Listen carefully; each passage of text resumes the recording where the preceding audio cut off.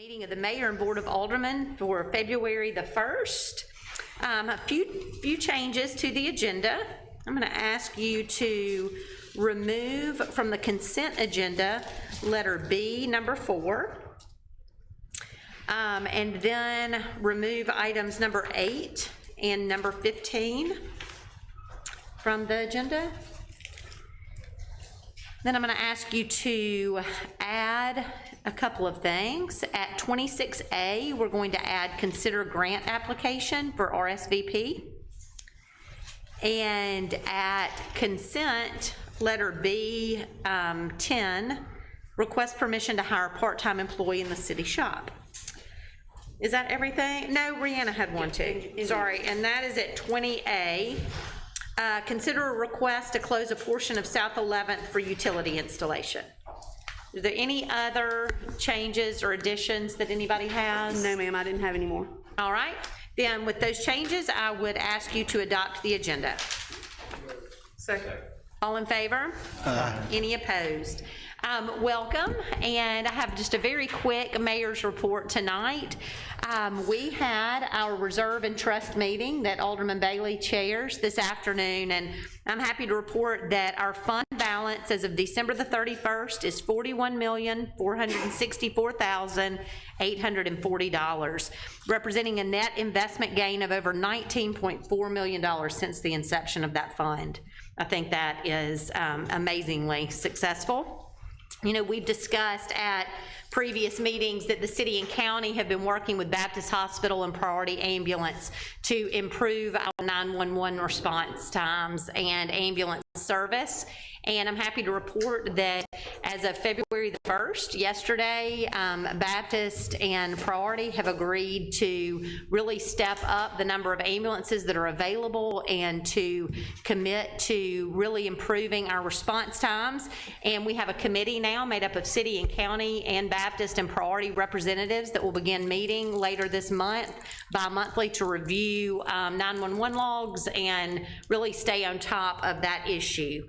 We will talk about COVID numbers in a moment, but I do want to remind everybody that the drive-through testing site is still open every day with 250 appointments available. It is so quick. You drive through, they do a rapid test and a PCR test. You get an email about 15 minutes later from your rapid test, and the PCR test results come in about 48 hours. So anyone who needs to be tested, it's just a free, easy drive-through. So I encourage you to take advantage of that. On Fridays, next door to City Hall, we are still having a free pop-up vaccination site. And they're doing vaccinations and booster shots and flu shots. So anyone who wants to come get a free vaccination, we encourage you to do so at Rsvp Plaza next door to City Hall. And with that, I will ask the board to authorize the approval of the minutes of the regular meeting on January the 18th. So moved. Second. All in favor? Any opposed? Ask you to authorize the approval of the corrected minutes of the regular meeting on September 21st to include the correct bid tab for the FY 21-22 annual bids. So moved. Second. All in favor? Any opposed? Ask you to authorize the approval of accounts for all city departments. So moved. Second. All in favor? Any opposed? Consider the consent agenda with one addition and one deletion. Motion to approve the consent agenda. Second. All in favor? Aye. Any opposed? All right, number 8 was removed. Request permission to approve a resolution of the Mayor and Board of Aldermen of the City of Oxford, Mississippi, directing the issuance of a $2.9 million general obligation note, Series 2022, of the City of Oxford, Mississippi, for the purpose of raising money to pay the cost of repairing, improving, adorning, and equipping municipal buildings, and purchasing machinery and equipment, awarding the sale of said note, prescribing the form in detail of said note, providing certain covenants of said city in connection with said note, and directing the preparation, execution, and delivery thereof, ratifying the publication of a notice of note sale in connections with said note, and the distribution of materials related to the sale and issuance of said note, and for related purposes. Thank you, Sue Fairbanks, for being here. So last month, this board approved going forward with the issuance of a $2,900,000 general obligation 5-year note. As part of that resolution, you authorized the publication of a notice of note sale, which we did in compliance with state law. Today, we took bids for that note. We received 10 bids, and you have the bid sheet in front of you. One of those bids was non-compliant, so it's not listed there. That bid would have been the low bid, but for the fact that it was non-compliant. It had provisions in it that were not in the notice of sale, so it was thrown out. The low bid on this sheet is First Security Bank, which is 1.65%, which, as you can see, is a good bid based on the other bids that were received. So what we're asking today is that you approve this bid and award the sale of the note to First Security Bank, and that you authorize us to go forward with the closing of the note. Motion made to approve. Second. All in favor? Aye. Any opposed? Thank you very much. It's a great rate. All right, discuss recent COVID data and current CDC guidelines. I'll get Jimmy to come up and give us kind of an overview of where we are numbers-wise. As of today, the state had 4,249 new cases with 109 new deaths. Locally, we went up 83 cases for a total of 13,765 cases and 2 new deaths, but that number is actually a drop from what we've seen over the past couple of weeks. The past couple of days, we're seeing a slow decrease in daily cases. Absolutely. So things are We're seeing a starting to decrease improve. in new positive cases and also in hospital numbers. We've been seeing 60 to 70 in the hospital a day, and today we have 40 in the hospital, and of those 40, 8 of those are in ICU. They still are, it's still mandatory transfers in place where Mississippi Department of Health has put this in place where hospitals cannot turn away transfers from other hospitals regardless of their capability or capacity. So we still are getting transfers from other states and surrounding communities, but our numbers are very much going down. Correct. So Yes. it's great news. Great news. Okay, anybody have any questions or comments? We're down far enough for masks to come off in city buildings, or where are we at on that? That's going to be the board's decision. A lot of places are going to the personal responsibility that treating it like the flu, that, you know, if you're concerned and you're not vaccinated, you know, you'll wear a mask, and if not, and you are vaccinated, you don't have to, or it's more personal responsibility in a lot of areas right now. Yeah, I think with the downward trend of the numbers, I think we're on the I think we're on the right peak. side of the peak. So Definitely. I would suggest that we remove the mask mandate for the city buildings. I'll second. All right, all in favor? Aye. Any opposed? Effective when? Tomorrow morning. Right now. Yeah, you know, tomorrow. Yeah. All right, thank you. Any other? The weather update. Oh, yes, please give us a weather update. I've already forgotten. As most of you know, areas to the north and to the west of us have gone under winter storm watches. Now, most of those areas have been switched to a winter storm warning. Today, in 3 different forecasts, the system is eased a little bit closer to our area. Right now, what we can expect starting tonight and through Thursday night is about 3 inches of rainfall, with the possibility, not that it will occur, the possibility of up to 1/10 of an inch of ice and maybe up to an inch of sleet. Now, if this system takes a 60 or 70 mile jog to the south, then we will be in the thick of it. So we want the community and our city departments to especially pay attention to this system. Right now, like I said, it's inched closer to us throughout the day. And everything, but this is a non-snow event. This is a total ice event. So we want to be prepared for that. Okay. Great, thank you. All right, request permission to approve a parade assembly permit for Visit Oxford to host the Double Decker Arts Festival on April 22nd at 4 a.m. until April 24th at 2 a.m. Sheridan?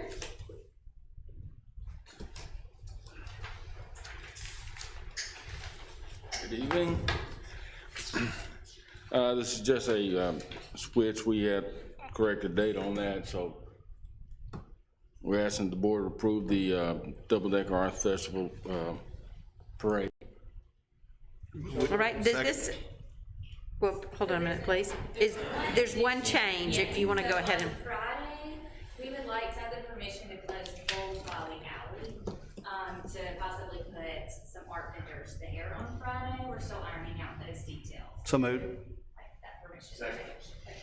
all right, so that is a motion and second to approve the special event permit with that addition. All in favor? Aye. Any opposed? Thank you. Request permission to apply for Mississippi Office of Highway Safety Impaired Driving Enforcement Training Grant for FY 22-23 in the amount of $716,723.16. This is the same grant we've been getting for the past several years, and we asked that the board allow us to apply for it again this year.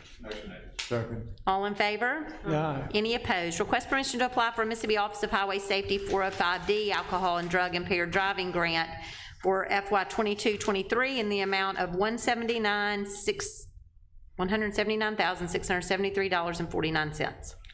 Again, this is another grant we've had for several years, and doesn't cost us anything. Move we approve. Second.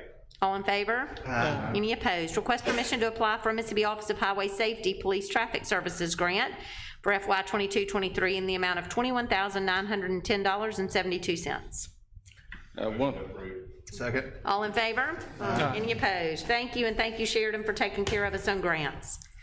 Request approval of a preliminary plat for Larry McAlexander, case 2809, for the Evergreen Subdivision Phase 4 for property located north of the intersection of George G. Patterson Parkway and Old Sardis Road, being further identified as PPIN 23656.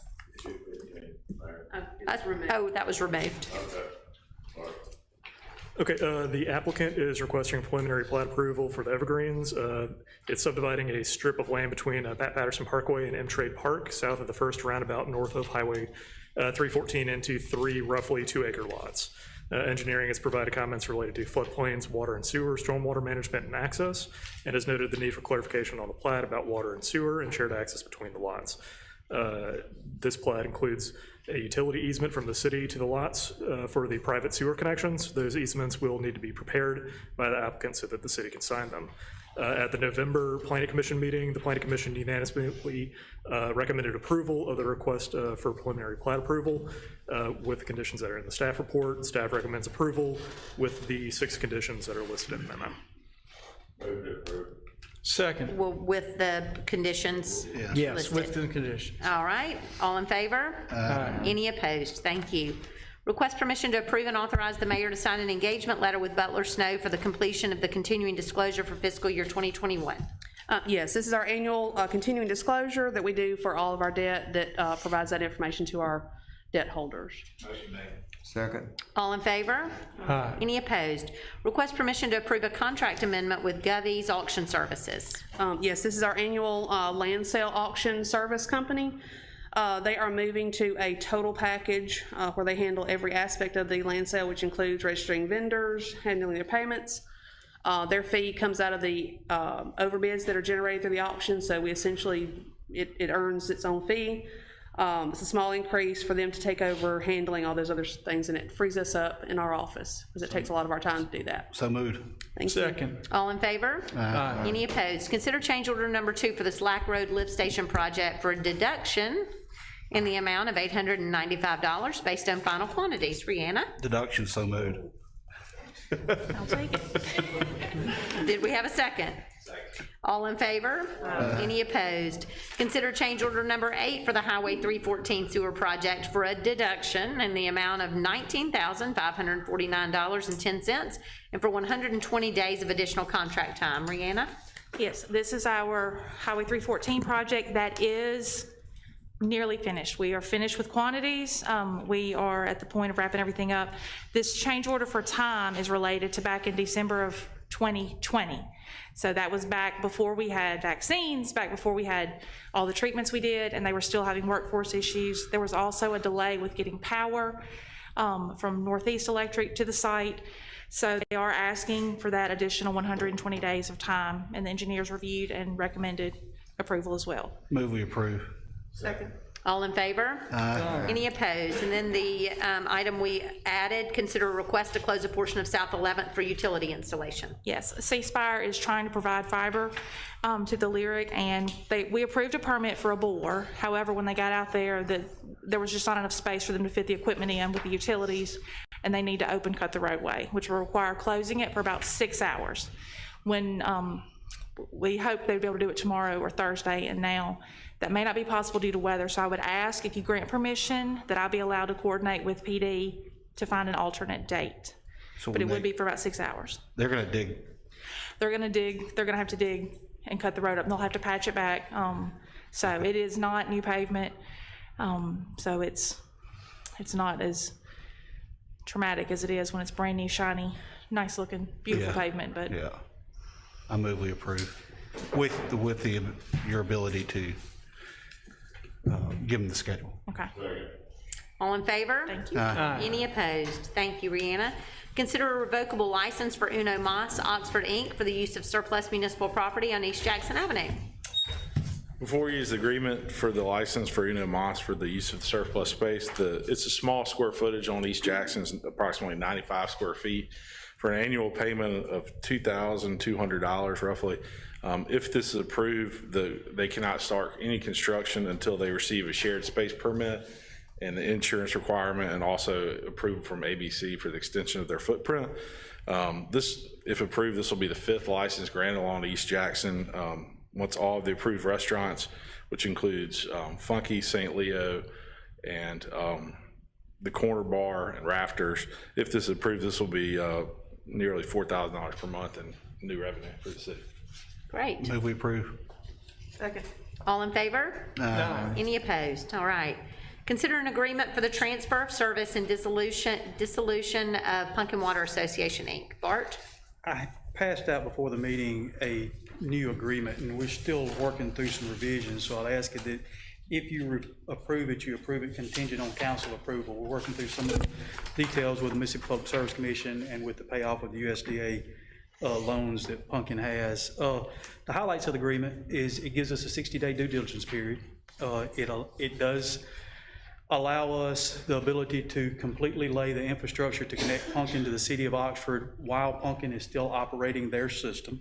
That the day we flip the switch or open the valve is the day that we'll actually start serving those customers. The plan, as you know, and we'll figure out what the exact amounts are through the due diligence period.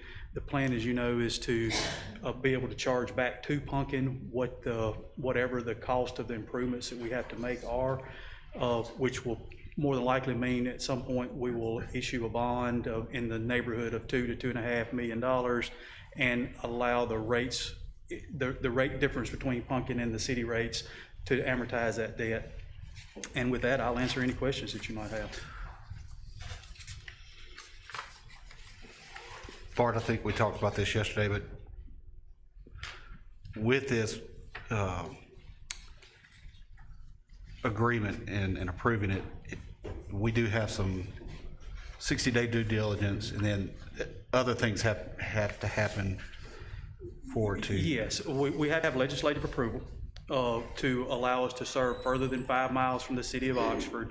There's the next item on your agenda is to approve a resolution asking for that legislative approval. We also have to have permission or approval from the Public Service Commission to take the transfer and to be able to charge. We'll have to submit our rates, whatever our rates that we're going to charge the Pumpkin customers. We'll have to submit those to the Public Service Commission for approval. And we'll also have to have approval of the Mississippi Department of Health for the extension. And they will analyze also, we'll do this too, but they'll analyze our capacity, our existing hydraulics to make sure that there's no effect on our system for serving them. Well, and for those of you who don't know about Pumpkin Water, it is a water system that is east of town, and provides water that is very discolored a lot of the time. And so we are hopeful that we will be able to connect our water supply to be able to serve those customers. It is, I think, important for the public to know that we will do this not at a cost to the city taxpayer, that we will do this and then charge that expense back to those who are getting their water through Pumpkin Water. It's a good idea for us to consider this, because we believe that's the direction that Oxford is growing, and we will probably annex out that direction the next time we annex. And so it makes sense for us to go ahead and consider the purchase of these water systems that will be in the areas that we plan to annex in the future. And I think it's also important to note, they're about 1,120 some odd, but roughly 1,150 customers that Pumpkin serves. They have commitments for just a few more. I think if they fulfilled all their commitments, it's about 1,180 customers, so something just less than 1,200. And even though I think that catches most of the media, the issues they have with discolored water, I think the bigger issue that we have, and the reason that they're really looking to us is just strictly the capacity issue. They've addressed a lot of their discolored water issues and are still fighting through them, just like we do every day, as y'all know. But it's just the capacity issue and the location of Pumpkin system in relation to available water underground. Well, I think it's a good idea to move forward with this, and I'll make the motion to approve with the council. All right, any other questions or comments? All in favor? Aye. Any opposed? All right, and so next, we have consider a resolution in support of a local and private legislation authorizing the city of Oxford to expand its water system with within a certain distance outside the corporate limits. You've got a copy of the resolution on board packer in front of you. Just what I said, it allows us to serve out to 8 miles from the city limits. Which, all right, all in favor? Aye. Any opposed? All right, consider a resolution in support of the Mississippi Legislature renaming a portion of Highway 30. We were requested by Senator Nicole Boyd to consider supporting renaming a portion of Highway 30, and this resolution does just that. It's just saying that you support that renaming. Motion made. Second. All in favor? Aye. Any opposed? And also consider a resolution in support of the Mississippi Legislature renaming a portion of Highway 334. Same exact thing, just a different highway. So moved. Second. All in favor? Aye. Any opposed? Discuss the double-decker buses. All right, I don't know really where to start here. What do you, I guess the question to be asked is what do you want the future of the double-decker bus to be? There's a lot of interesting history behind the double-decker bus, and Jason Plunk has spent hours researching it and on the phone with people from here to London to discuss the history of the double-decker bus. It appears that there was somewhere in the 2,000, 2,500, 2,160 or something of the double-decker Roadmaster buses made. About 1,200 of them or so are still in existence.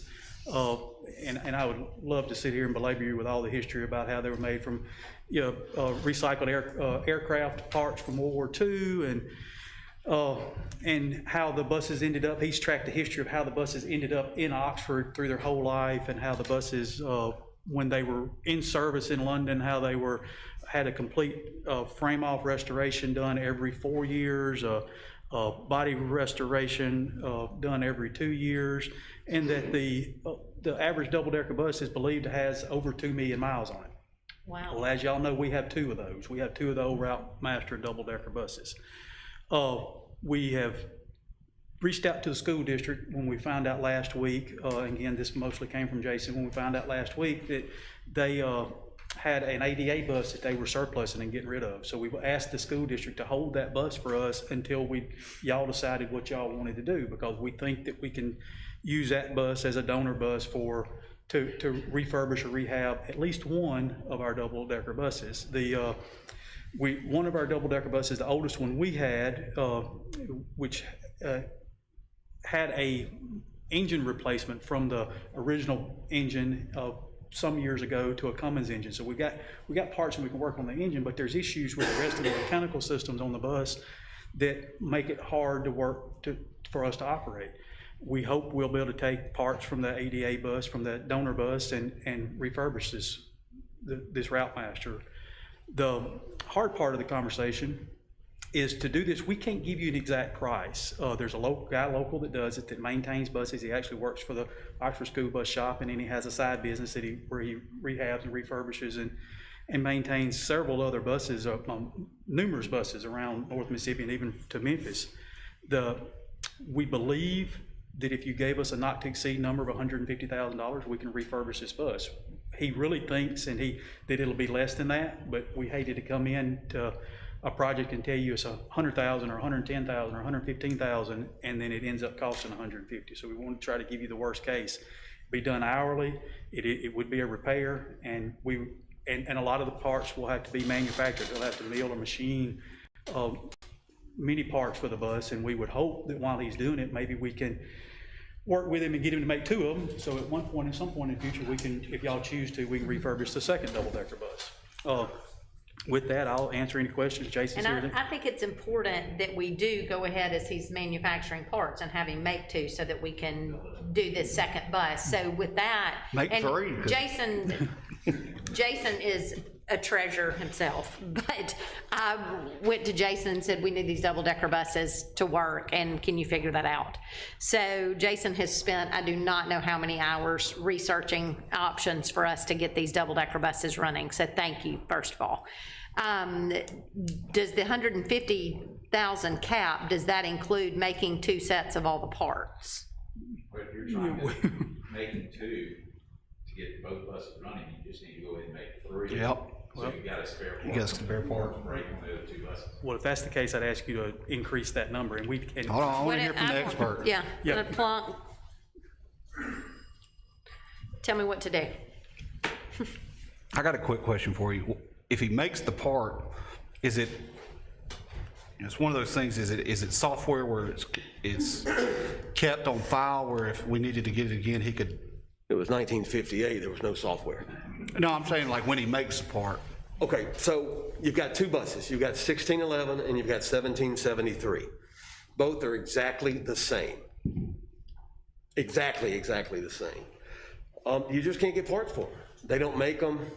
We've got a bus that has that we've upgraded a motor, but the hydraulic brakes, it won't stop. It's not safe to operate. And That's a problem. Fletch lives.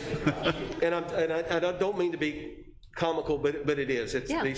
These old buses, or English buses, they're awful. They're awful from the ground all the way up. But what we have a chance to do is we can take the bus, we can take everything out of a modern bus. It's a greener bus, it's a better bus. We can go to Napa and buy parts for it. I'll take the front end and the rear end, the motor, the transmission, the computer, all of the gauges, everything will be retrofitted inside. If you're a hot rod guy, this would be a resto mod. So it'll be new underneath and old on top. So while Scotty does his work, he'll make the fabricated parts, because they'll have to have fabrication for the rear end, the front end, the drive shaft, everything will have to be fabricated. Make 2 of them.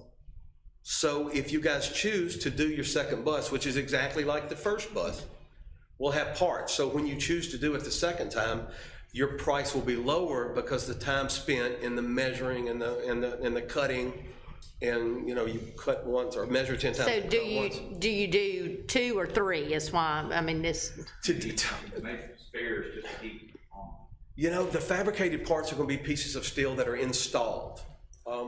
They're not going to be your parts that you have the issues with? Yeah, I don't see that. They're going to be, no, I wouldn't do a third part. If you want to do a third part, yeah.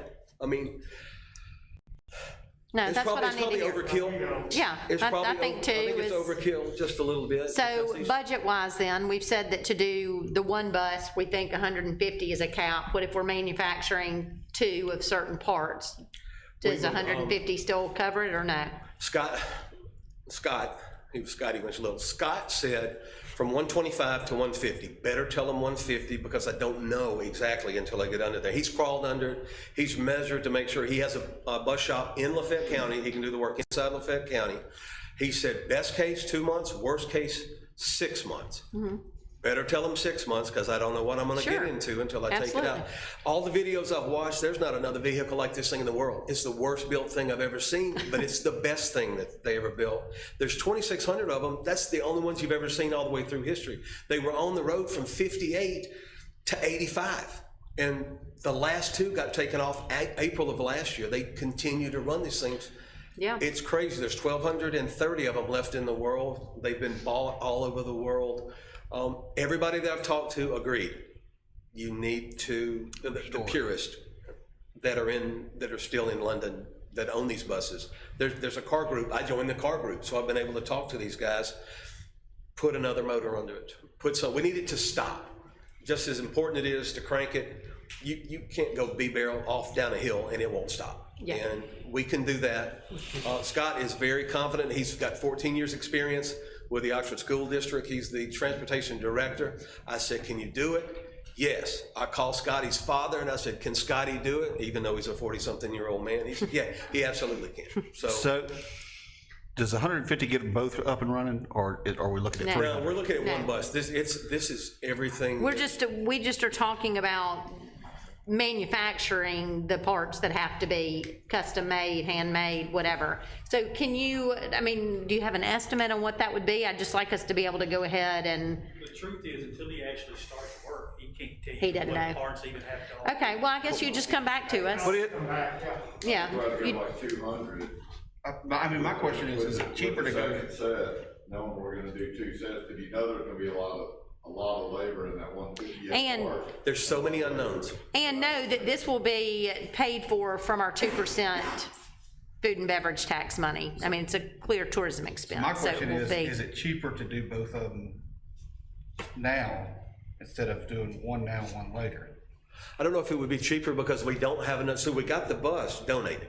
So the motor that we have is from an ADA bus that was set to be surplus, but for the 6 years before, it was the extra bus. This motor only has 10,000 miles on it because the motor, Scotty was there when they bought the bus brand new. He serviced the bus the whole way. He knows the bus. He told me that Krager rebuilt the motor. They had to have it rebuilt even though they didn't use it because they had to have an extra ADA bus. You can't just not have Yeah. Yeah. So this bus is the absolute best bus for the job. We don't have a second.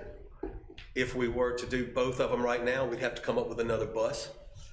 I don't know that we could find one for $1. All right, well, let's just do the one now. But if you Yeah, wanna, I think doing the one now I'll is find the you way to go, but the parts that have to be custom manufactured, let's do 2 sets. Is that a good plan? Everybody good with I that? think you guys are gonna be so I happy think that's with what, this bus. and Mark said that, and a cap of, 200. I'll second. okay, This is a bus that you will be able to go to and crank every time you want it.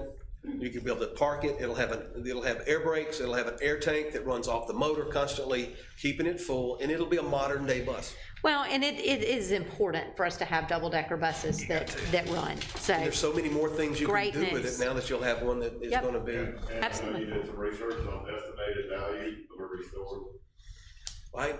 If you can find somebody that would buy one, I found one for, the guy would entertain $1 million offer, but, that's. Number I heard.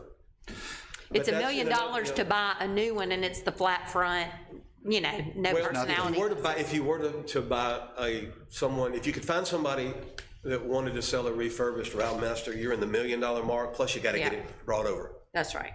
And if you Thank have one you. built, they're ugly. They just don't look good. You're the best. Okay, so we've got a motion.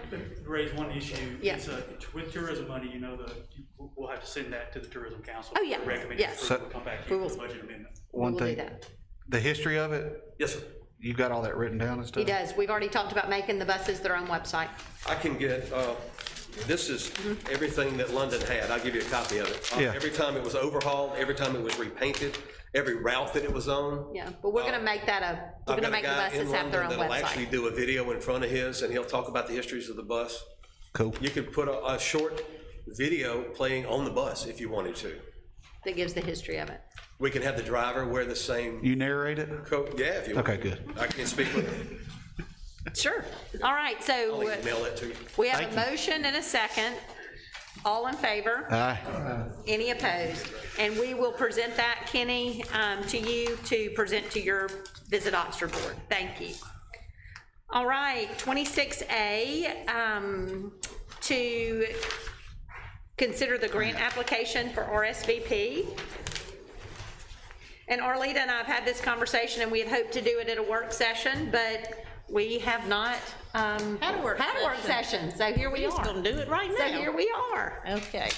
I have been working with volunteers for quite a long time, and one thing I have learned is that in order for programs to better themselves, they need to definitely grow within the community to help meet the needs that are out there. And that's why I am here today, is to ask that we not, you heard me correctly, apply for the RSVP grant again that starts April the 1st. We would like to take the money that we have from the city that's currently in our budget, and we're not going to be asking for any type of budget increase because we can operate with the funds that we currently receive, and to develop a community-wide volunteer program. There are a lot of restrictions on the grant that we receive, and it doesn't allow us the opportunity that we feel like we can have by being able to serve everybody within our community, as far as offering the types of volunteer opportunities we can offer, the increase in the population that we can get as volunteers, and we can do all of this with what we are currently operating with. We've got the staff, we've got the software, we've got the website. We currently have funding from the city. I get funding from the county, and I do believe that we can go out and bring back something that y'all would be very proud of as far as being able to involve the entire community in volunteering.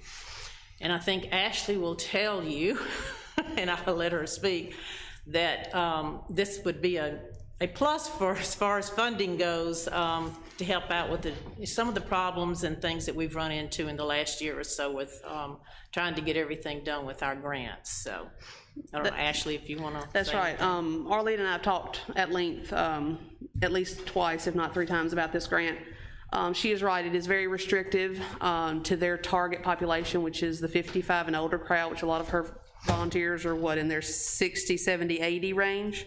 Into 94. And some 90s. So we know that COVID has kind of put us, we're not putting those people together anymore in large settings, and a lot of her grant is geared toward that. Like, a lot of her expenses are geared toward having those big things like that where you're exposing these people. So she hasn't been doing that.